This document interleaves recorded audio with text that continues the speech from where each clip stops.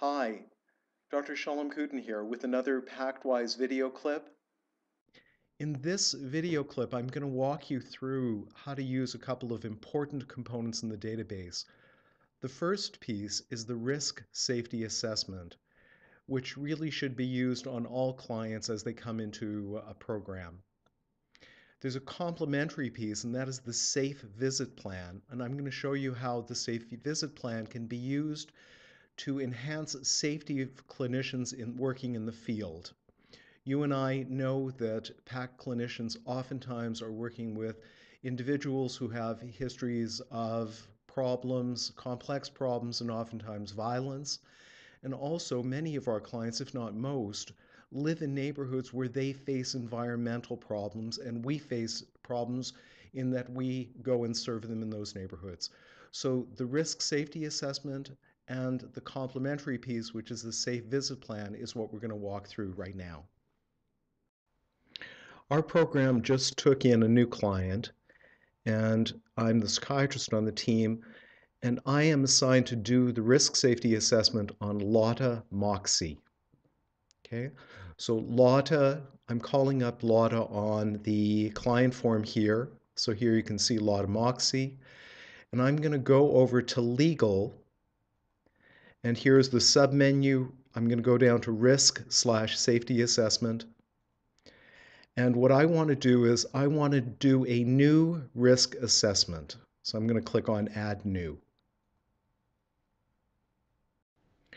So now the database has opened the risk safety assessment questionnaire, the first part, and you can see it's a series of questions. Now, just a word on risk assessment. This is a complex area. What we have done is we have distilled out some of the most important factors which we think are most relevant to ACT work. As you probably know, there are scales that are published which are oftentimes proprietary and expensive. They tend not to be terribly relevant to our day-to-day work. So what we've done is we have looked at what are the most relevant factors and how can we keep it in a way that is meaningful and clinically practical.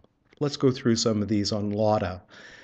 So it's asking for yes or no. You click in the various boxes. Does the client have any history of physical aggression at any point in their life? Yes. Any history in the last 2 years? No. Verbal aggression? Yes. Last 2 years? No. Any history of a weapon? No, no. And I'm just going to go through and I'm going to just fill it out so that it distills out information that is relevant both to the client and to the environment. So here you can see number 11, is there any concern around the building or neighborhood, such as drug dealing, gang activity, and such? Okay, I'm going to click yes for that. Is there concern around secondhand smoke? Is there concern around pets? There's a box here where you can type in information, but I'm going to skip that for now because I'm going to add information onto the next part. Once I've ticked off all the relevant boxes on the 13 items here, I then go and I click here to set the caution score. When I do that, the computer is going to calculate the risk score. These are not equally weighted. Certain information is considered more relevant. So, if there's exposure to secondhand smoke, that's one thing. But if the person has a history of using a weapon in the last 2 years, that gets weighted a little bit differently. I'm sure you can understand why. So I'm going to click that. Now, what the database has done is that it's calculated the score. It's sent a copy to the printer of the report that you can see in the background.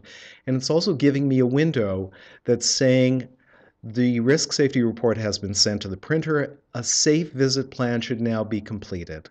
So that you can see down here the total risk score, and the database is reminding me that this person has factors that should be considered and that you should do a safe visit plan. I'm going to click on OK.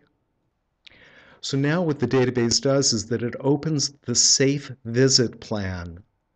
The safe visit plan should be used when a client first comes into a program, but can also be used when there's a significant change.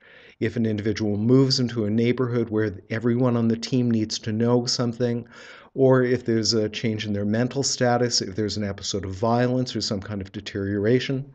And let me walk you through some of this. So again, you have a series of checkboxes so that you want to go through and look at, okay, what's relevant here? Well, I'm going to do this a little bit backwards. The first thing is I'm going to put in the comments that I have, and I've copied those onto the clipboard. I've pasted the information into the comment field. I'm just going to zoom in on this so you can read it somewhat better. So here you can see I pasted in my comments. Lotta has a history of violence when she first experienced psychosis at age 18. During that time, she attacked her parents, punching and kicking them, and also threatened police with a kitchen knife when they came and took her to hospital. Lotta has not been violent since that episode more than 10 years ago. When she stops antipsychotic medications, she does become increasingly paranoid and irritable. At these times, she can be verbally abusive. ACT staff should report changes such as increasing irritability to the mini team and to Dr. Kuden. This can allow us to assess Lotta and potentially avoid further hospitalizations. And Lotta has a cat, Boots, who is well behaved. Lotta looks after Boots well. So that's what I wanted to put in the comment field. And now let's go back and look at the rest of the questions in the Safe Visit Plan. So now we're going to look at the questions in the upper part of the form. You can see that there are certain options that you're given. You can click any of these relevant ones. With Lotta, there's really not that much uh, that needs to be flagged. There's no time restrictions with her. She is a smoker, so I'm going to click smoking in household, and I'm just going to put down that she has a cat. But otherwise, we're good to go, and we're going to close this form off. Here we are back on the client form. Now, before I close out, because I do want to show you how the Safe Visit plan gets flagged to all the clinicians in the team when they log onto the system. But before I do that, I'm just going to add another Safe Visit plan with regards to another client. I'm going to call up Buzz Zing.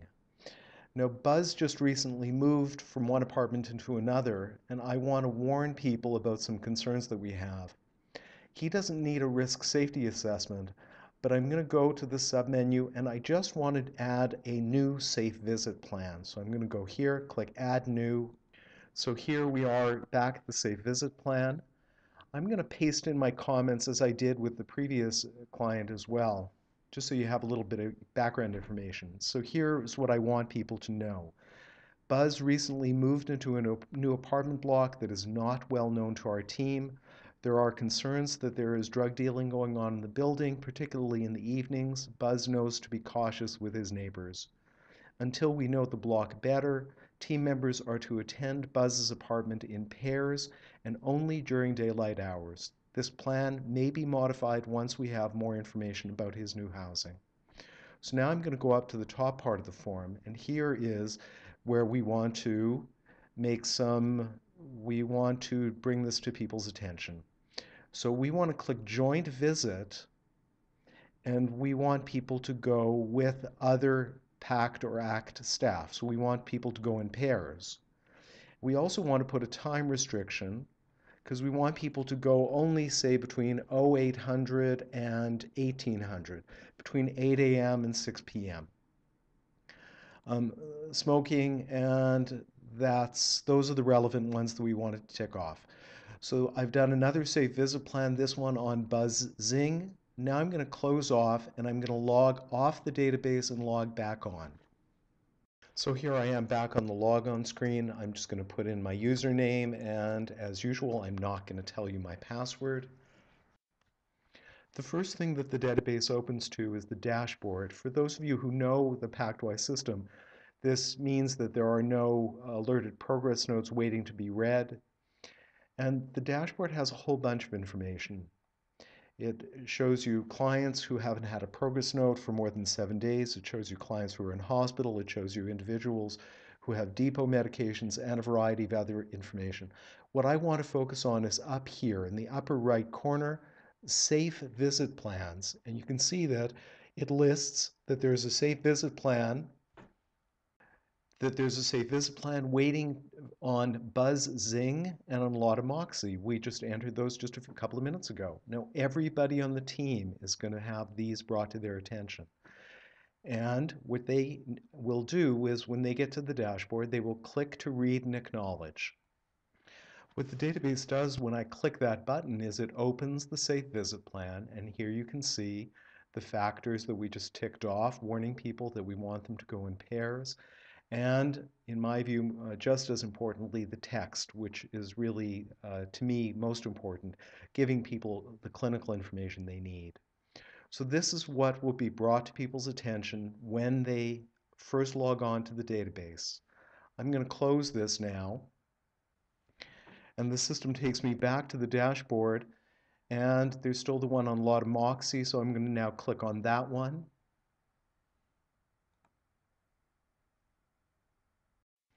And the system opens to the Safe Visit Plan that we entered on Lotta Moxie. It really is that simple. And the system ensures that this is brought to everybody's attention. All the clinicians in your team, when they log onto the system, will have access to this information.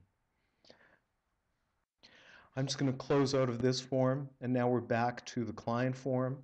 And I just want to show you that people have access to all the previous information, all the previous entries are visible simply by going to the client form and calling up the various menus, so they can go and presto, they can look at all the previously entered information.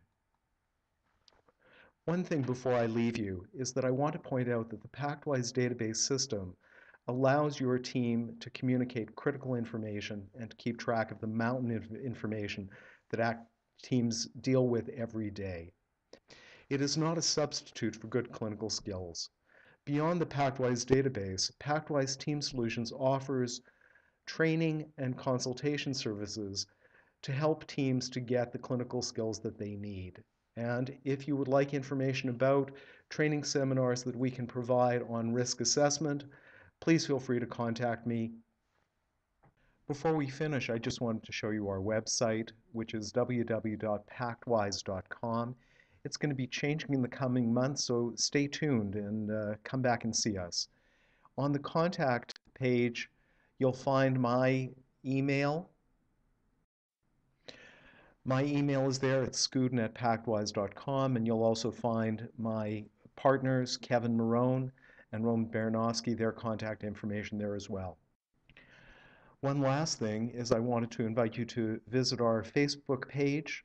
So PACTwise has a Facebook page, and on the wall I've posted a link to the MacArthur Violence Risk Assessment.